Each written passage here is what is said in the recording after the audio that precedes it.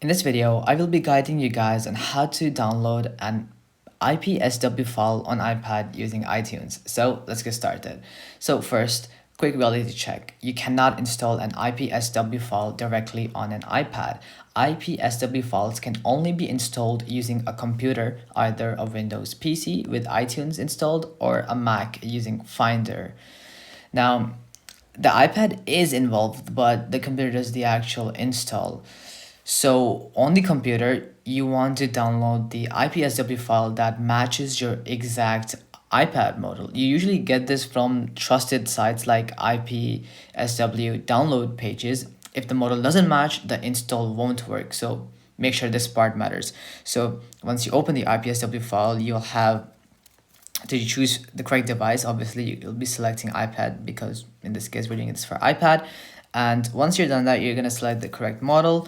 And after that, you're gonna download the latest signed version.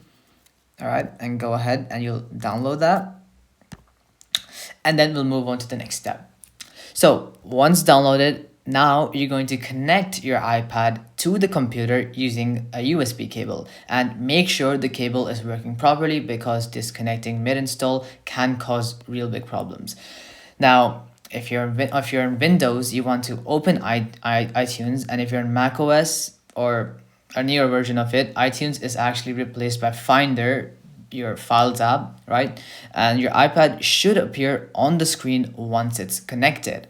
Now, here's the important part. On your Windows, you want to hold the Shift key, while on your Mac, you want to hold the Option key. And while holding this key, you want to click on the restore iPad option, right? As you can see right here, restore iPad option, and this lets you manually select the IPSW file instead of downloading one automatically. So once you click restore app, you'll be able to select your IPSW file, which you obviously have downloaded for your particular iPad, and you're gonna go ahead and open it, and then you're gonna install it, and your installation will start.